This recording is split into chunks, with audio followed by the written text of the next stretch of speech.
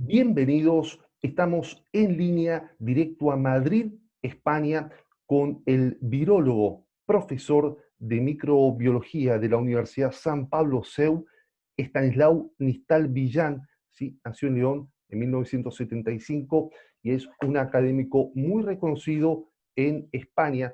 Estamos en enlace conversando en esta interview sobre el coronavirus COVID-19. Profesor, muchísimas gracias por este enlace para Buenos Aires, República Argentina. Y la primera pregunta es, ¿en qué etapa estamos frente a los efectos del coronavirus en esta pandemia global? Bueno, buenas tardes, Roberto, y buenas tardes a todos los ciudadanos de la República Argentina. El momento en el que nos encontramos en estos momentos varía dependiendo de la zona geográfica en la que nos encontremos. En Europa, en estos momentos, la mayor parte de los países, quizá excluyendo al Reino Unido y algunos países del este, está sufriendo ya lo que es el pico de la pandemia ha decaído y estamos viendo las secuelas, los últimos coletazos de lo que podría ser esta ola pandémica. Y en otros países, pues todavía, como digo, está yendo un poco más lento, pero es esperable que a medida que avanza la primavera, ya nos adentramos en el verano, pues esto se termine. Por lo menos se termine temporalmente o se termine de una manera tan exacerbada como la que hemos vivido en estos momentos.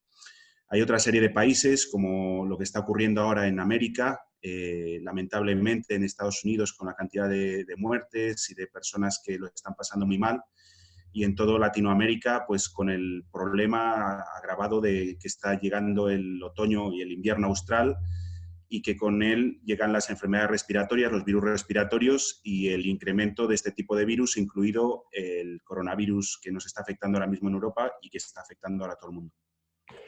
Hay dos tipos de inmunidad y este me parece un punto muy importante para describir una cierta anatomía humana.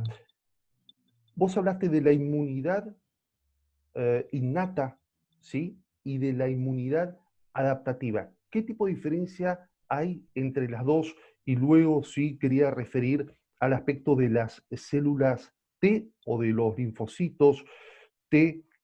Hablaste del CD8, del TCD8 y del TCD4. Primeramente, digamos, si podemos, Estanislao, apuntar una diferencia entre estos dos tipos de inmunidades y reparar sobre la inmunidad adaptativa.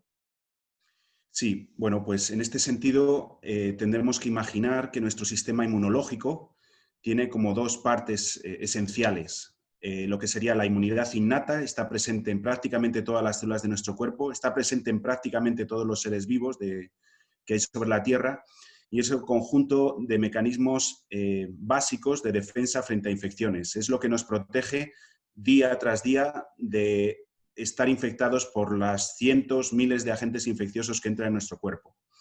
Esta inmunidad innata no es algo estático, sino que, al igual que la inmunidad adaptativa, que puede ser estimulada con vacunas, la inmunidad innata no conocemos muy bien todavía cómo estimularlo, pero sabemos que hay mecanismos de estímulo. En este sentido, pues tener una inmunidad innata fuerte es lo que nos va a prevenir de manera sin tener una inmunidad muy adaptativa muy buena. El tener una inmunidad innata muy buena nos prevendría de muchas de las infecciones a las que nos tengamos que enfrentar. Y se desconoce todavía en qué papel puede jugar en el caso del SARS-CoV-2. En cuanto a la respuesta, la segunda parte sería la respuesta adaptativa. La respuesta adaptativa es el conjunto de defensas que tenemos en nuestro organismo que están relacionadas con el aprendizaje y la adaptación de la respuesta frente a agentes que son reconocidos como extraños por nuestro cuerpo.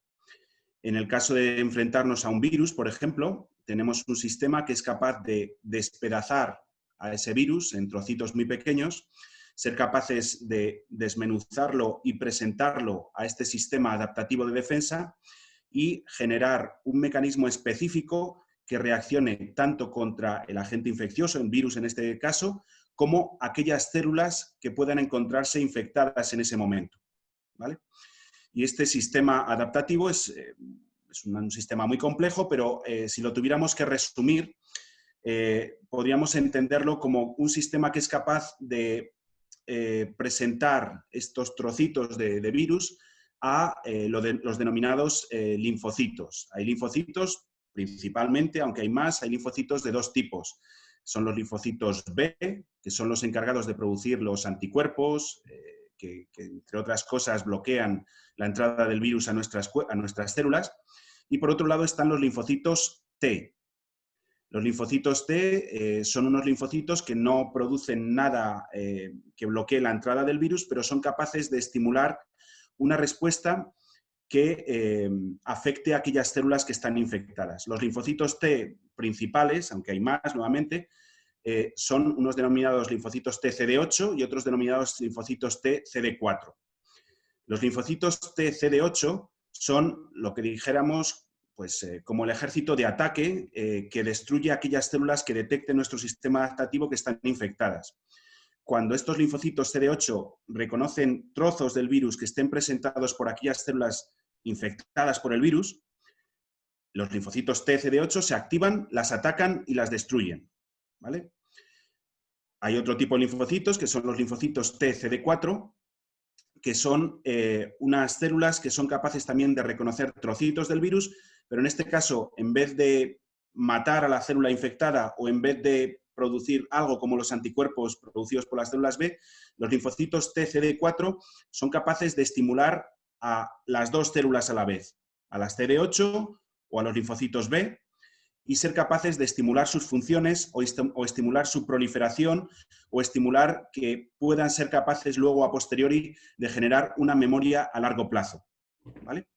Entonces, el conjunto de estas células, de estos linfocitos, sumado con otras células denominadas células presentadoras, células que son especialistas a la hora de estimular a estos linfocitos, como los macrófagos, los monocitos, las células dendríticas. Todas estas células conforman lo que sería la respuesta adaptativa, que sería la que tendríamos que estimular de manera específica si quisiéramos luchar de manera específica también frente a las infecciones por el SARS-CoV-2 y generar, en el caso de que tuviéramos una vacuna, una defensa a largo plazo, para que en caso de que nos volvamos a infectar, estimularla de una manera muy rápida y ser capaces de aplacar y de contener la enfermedad y que no vaya más y no tengamos problemas.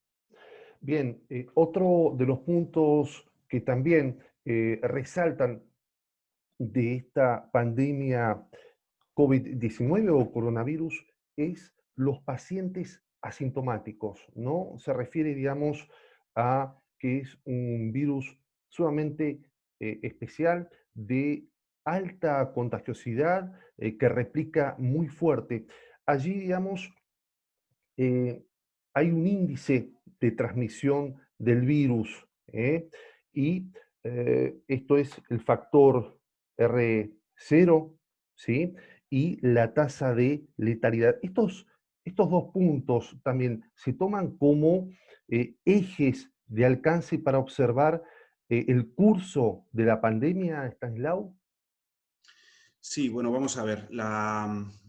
El tema de la transmisión y la tasa de letalidad, los temas relacionados con la epidemiología del virus están un poco dependientes también de los sistemas de salud, del grado de saturación que tengamos en los hospitales y, bueno, pues un poco también las medidas de contención que haya en cada país, ¿no?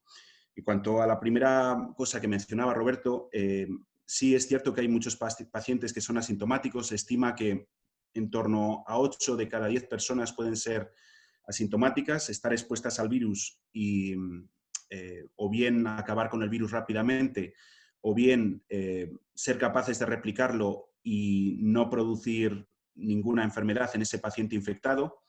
O incluso hay personas que incluso estando infectadas no generan anticuerpos o estando infectadas generan anticuerpos siendo inconscientes de que hayan estado infectadas porque no han generado ningún síntoma.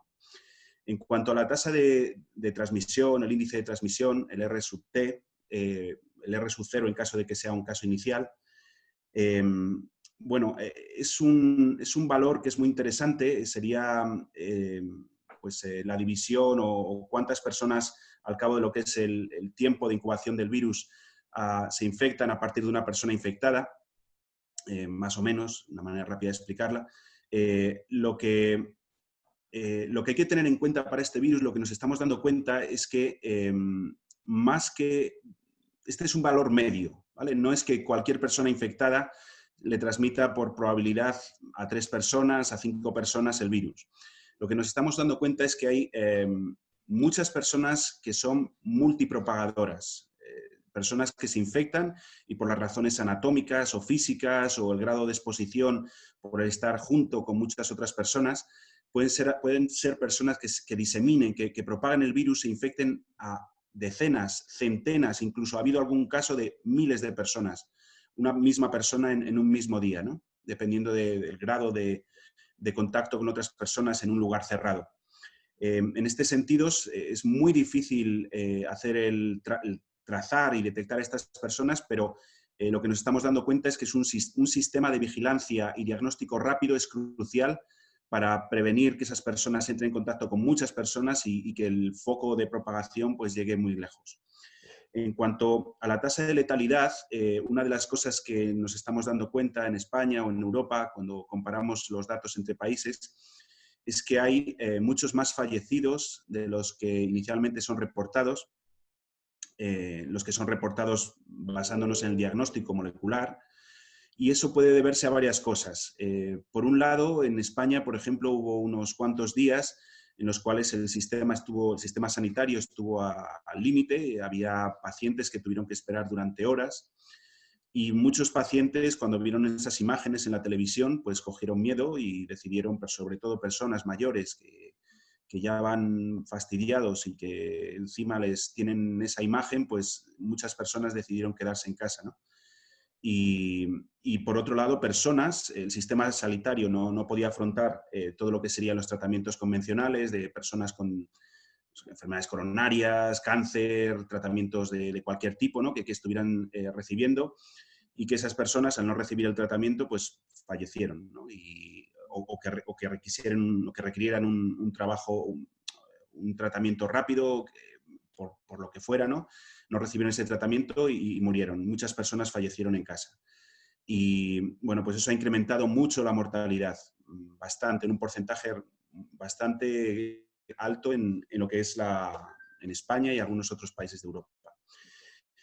En cuanto a otros países de Europa que ha sufrido menos esta infección, nos hemos dado cuenta de que el número de camas, el sistema de reacción rápida, la capacidad de tener equipos de protección para los doctores, la capacidad de establecer rápidamente un sistema que contuviese al virus mediante el alejamiento de las personas, mediante las barreras físicas de aislamiento de aquellos que tuvieran que tratarles, pues ha sido fundamental, ¿no?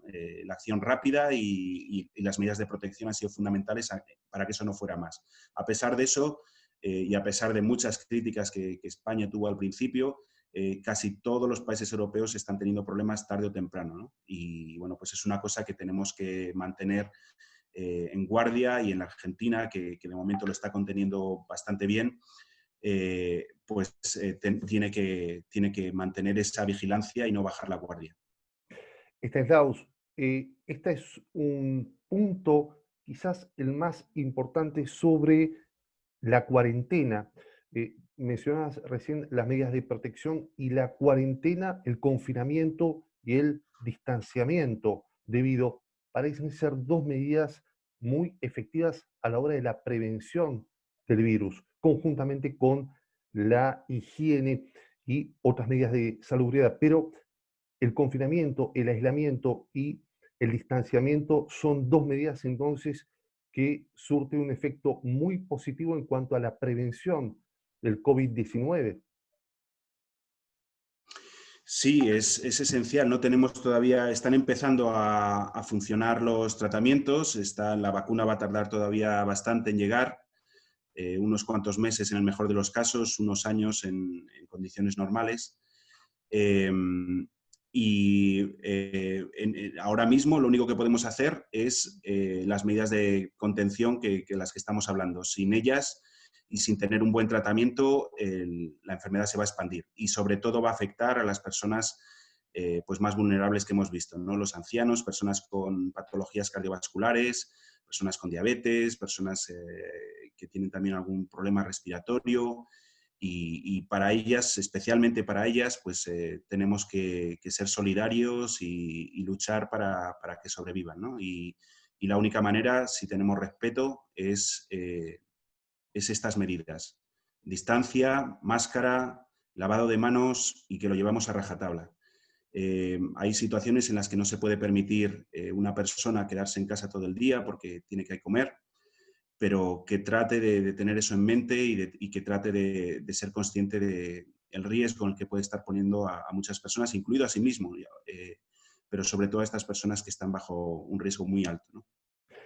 Viene otoño-invierno según el hemisferio donde uno esté, y allí, digamos, se reabre el tema del rebrote o segunda ola y también la aparición de una posible coinfección, mencionabas, entre, por ejemplo, la gripe y un paciente con COVID-19. Bueno, esto, digamos, habría que diferenciarlo y en propiamente invierno aparecerían estas dos altas patologías que requieren un intenso miramiento.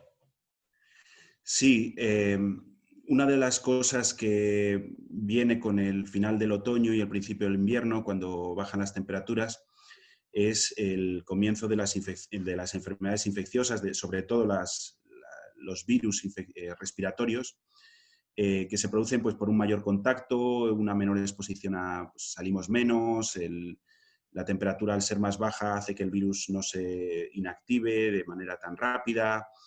Eh, y bueno, pues todos los años nos encontramos pues, eso, con el virus de la gripe, con los rinovirus, con el parainfluenza, con el virus respiratorio sincitial, con los adenovirus. Y bueno, en el caso del virus de la gripe, que es quizá el que más daño causa, pues es un virus que a las personas mayores las lleva en muchos casos al hospital, ¿no? Y a fallecer, tanto por infección directa como por otras patologías asociadas como las infecciones bacterianas, que son concomitantes o que ocurren al mismo tiempo que las infecciones por gripe, ¿no? O justo después de pasado la gripe, una persona mayor y cualquiera, puede pasar a cualquiera, pero la incidencia es mayor en personas mayores. Se pillan una neumonía y bueno, pues les lleva al hospital y en muchos casos a fallecer, ¿no? Y en el caso en el que nos encontramos ahora mismo, pues uno de los problemas que nos podemos encontrar es cómo diagnosticar de que una persona tiene gripe o tiene coronavirus o tiene otro virus y ser capaces de separarlos, porque si pones a una persona que está grave con gripe al lado de otra persona que está grave con coronavirus, pues esa persona puede pillar los dos virus. Y en el caso de que ha habido casos ya, bastantes casos, de personas que están coinfectadas por gripe y coronavirus, o casos de personas con coronavirus que agravan su enfermedad con otra infección respiratoria. Y bueno, pues en este sentido, el otoño, la bajada de las temperaturas al final del otoño, principio del invierno, pues es un grado de preocupación y un grado un estado en el que tendremos que reforzar todavía las medidas de alarma y las medidas de diagnóstico para ser capaces de tratar a los pacientes de la mejor manera posible. Bien, los tipos de coronavirus que tenemos son 7, ¿verdad? 4 de ellos son estacionales y hay 3 particularmente que han causado brotes muy fuertes de mucha virulencia. Estamos hablando del SARS-CoV en el 2002-2003, luego el MERS, ¿sí? El 2012-2013, y ahora el SARS-CoV-2, COVID-19, que está, digamos, trayendo un nuevo escenario al alcance global. ¿Vos pudiste establecer algún tipo de homología de este virus con el del 2013? Al menos había allí un 93% de homología con un dominio, un componente singular. ¿Esto cómo lo podemos explicar, Sí. Stanislao? Vamos a ver. Bueno, los coronavirus que infectan a los humanos son de dos géneros, se llaman los alfa coronavirus y los beta coronavirus. Los coronavirus son virus que se conocen desde los años 60, desde mediados de los años 60. Hay dos virus que se llaman 229E y otro que se llama el OC43, que se conocen desde los años 60 y en principio se pensaba que solo había esos dos coronavirus humanos. Cuando llegó el año 2003 y apareció el SARS, o el SARS coronavirus 1, como lo llaman, pues, pues surgió la duda con ese SARS. Tuvo una patología muy severa en las personas a las que infectaba. Solamente infectó a 8.000 personas en torno a 8.000 personas a lo largo del mundo y en torno a 800 de ellas fallecieron, ¿no? Y bueno, pues a raíz de esa infección se empezaron a hacer unos estudios. Esto fue el año 2003, pues empezaron a hacer unos estudios para ver si había otros coronavirus que nos infectaban a los humanos. Y se descubrieron otros dos, que son el coronavirus NL63 y otro que se llama HKU1. Estos dos virus, junto con los de los años 60 que comentaba anteriormente,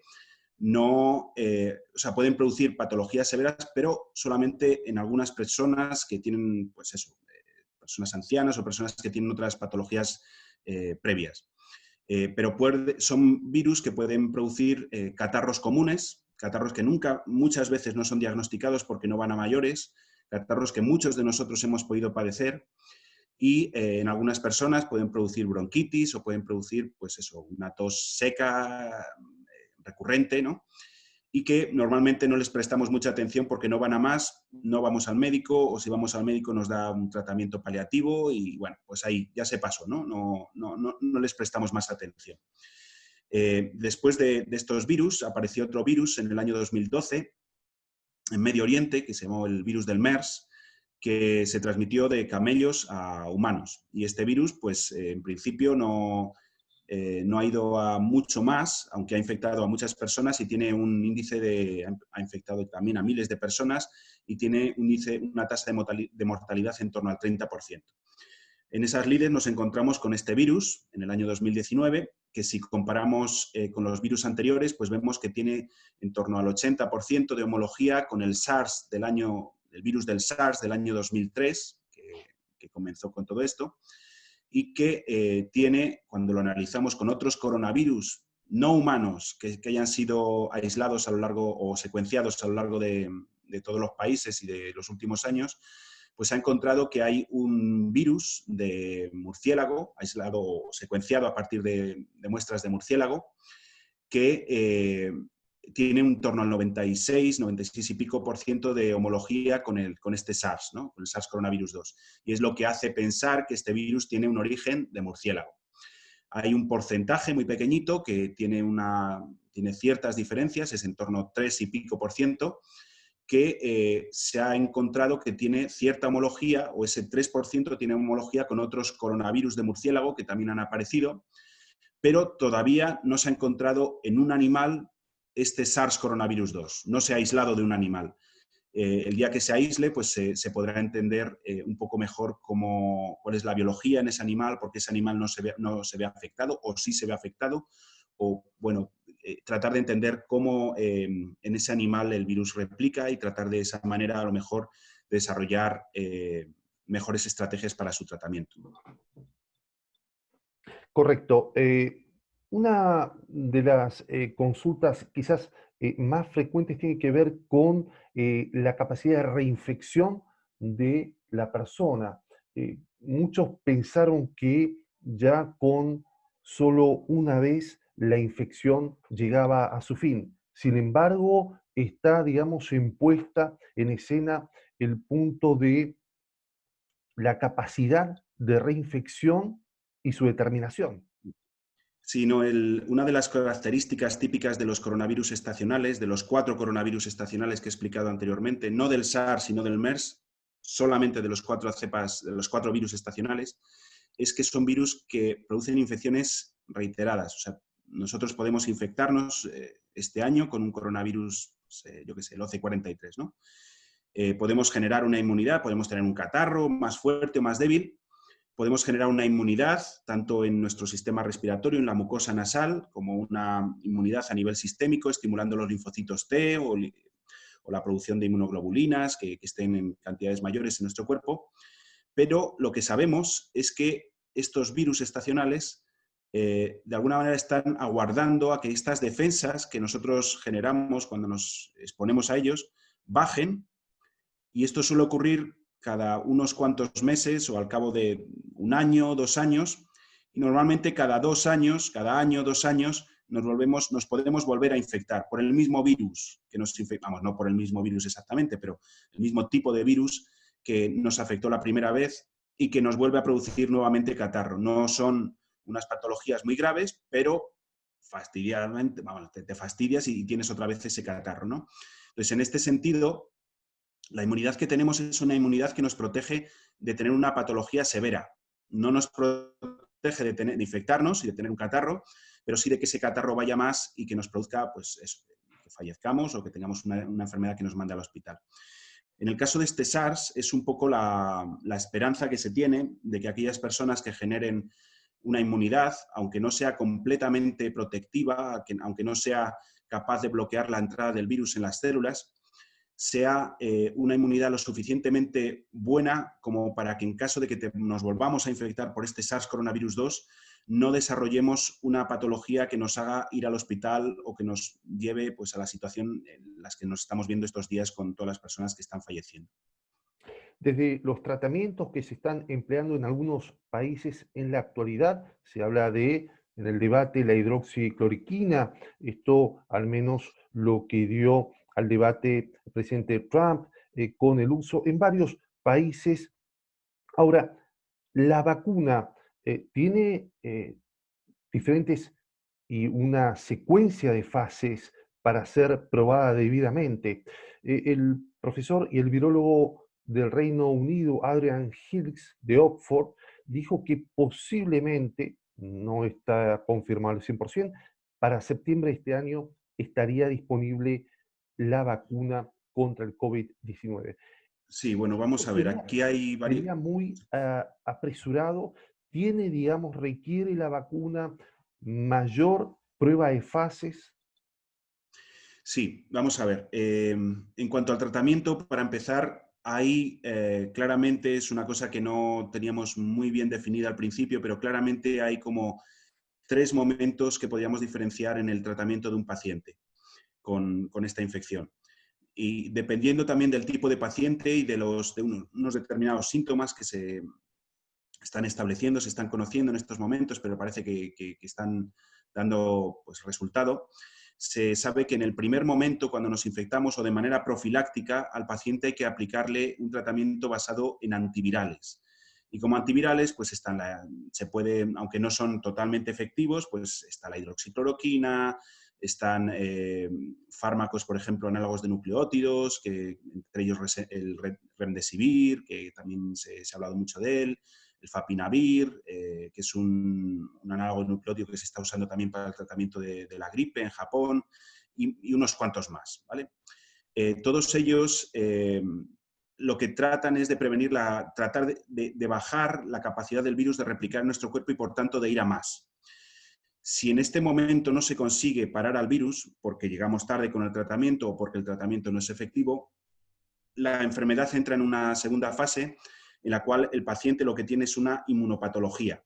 Se agrava la enfermedad debido, pues, a la reacción inmune del propio cuerpo, y ya ahí nos da un poco igual qué hacer con el virus, porque lo que tenemos que tratar en ese momento es esa hiperinflamación producida y las consecuencias de esa hiperinflamación producidas por esa chispa inicial de la infección, ¿no?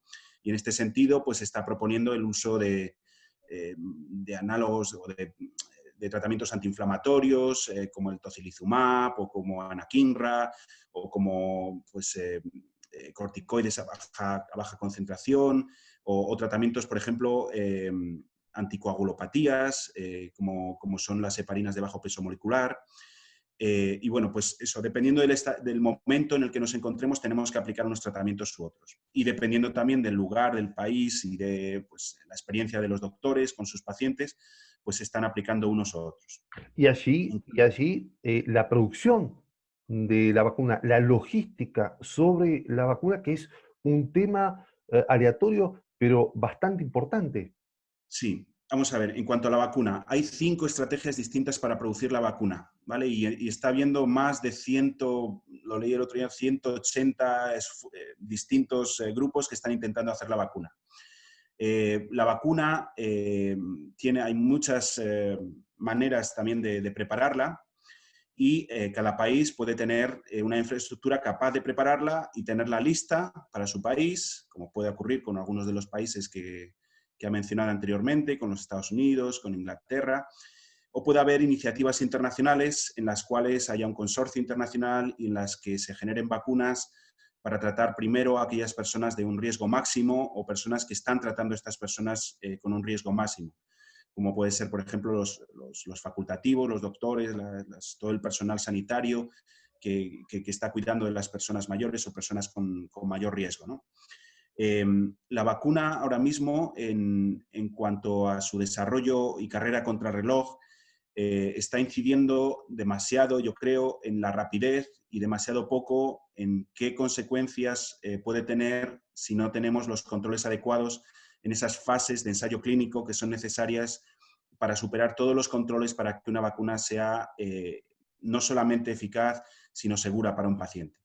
Hay 3 fases de ensayo clínico, una fase de ensayo clínico 1 que se ve la toxicidad, en principio a corto, medio y largo plazo, pero pues por la urgencia que se está planteando solamente se está mirando a corto y medio plazo.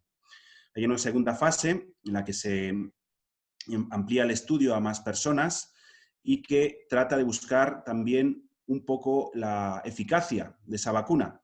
Y aquí lo que nos plantean o lo que se plantea, por ejemplo, en Estados Unidos, en China o en otros países en los que ahora mismo no hay personas infectadas o hay muy pocas, es cómo demonios vas a plantear esa fase de ensayo clínico con tus pacientes si no tienes pacientes. ¿Cómo vas a ver la eficiencia de esa vacuna?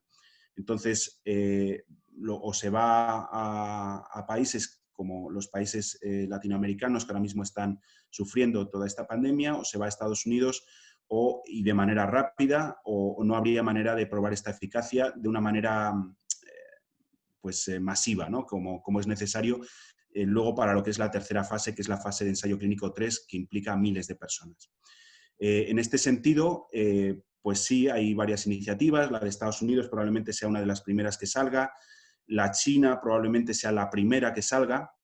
Y que son vacunas que en principio deberían de funcionar, ya que son vacunas, algunas de ellas similares, las chinas, por ejemplo, similares a algunas de las vacunas que se han postulado para el tratamiento de algunos coronavirus animales.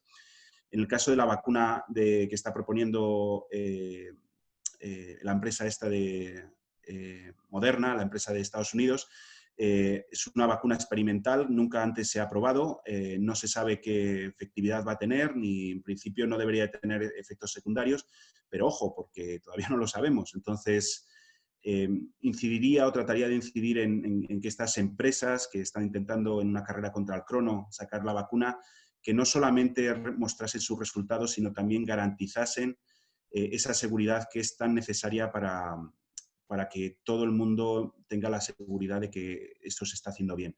No me cabe duda de que eso se está también tratando, lo sé, de alguna de ellas, pero es algo en lo que pues quizá no se está incidiendo o los medios de comunicación están tratando de incidir más en lo que es la rapidez que lo que es la seguridad. Y ambas cosas son muy importantes.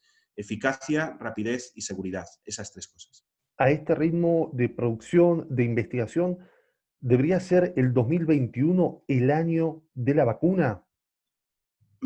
Roberto,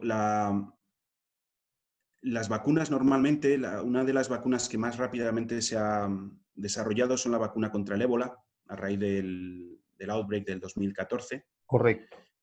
Y es una vacuna que tardó prácticamente 5 años en desarrollarse, ¿vale? Y siguiendo todos los procedimientos y los requerimientos necesarios para que eso saliera adelante.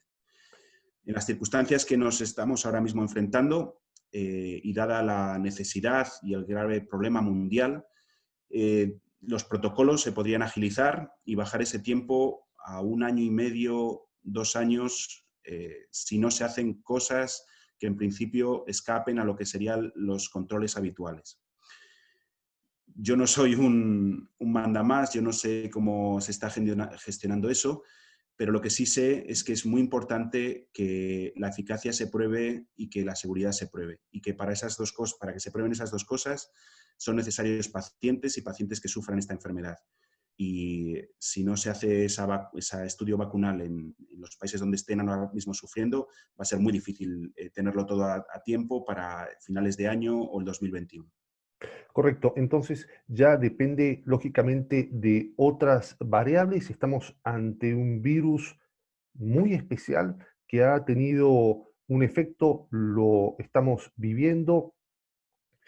En este alcance, Stanislao, entonces, ¿cuál sería una reflexión final que podrías aportar como virólogo, profesor de microbiología, un académico, eh, para el conocimiento global, para el conocimiento de la audiencia sobre el COVID-19? ¿Cuál sería una reflexión final que podrías aportarnos?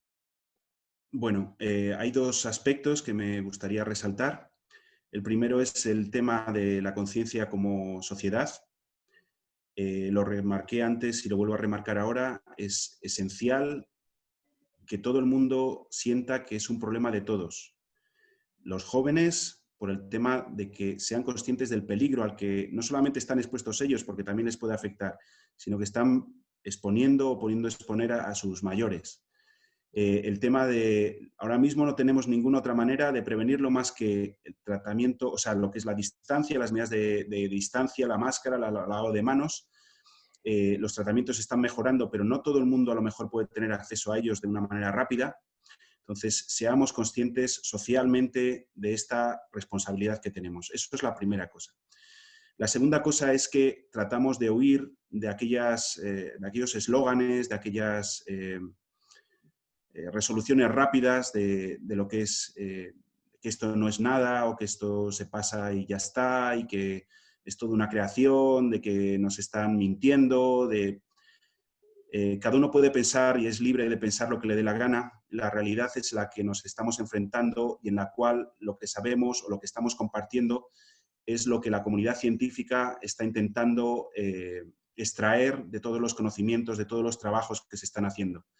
Puede haber especulaciones, puede haber hilos argumentales que nos lleven a lugares que no han sido probados, no tienen suficiente evidencia científica, no han tenido la suficiente validación por otros grupos y deberíamos de tener un poco conciencia de que eso o el que ascribirnos a esos pensamientos o a esas iniciativas puede implicar cierto riesgo dependiendo de las actitudes que tomemos a partir de ellos.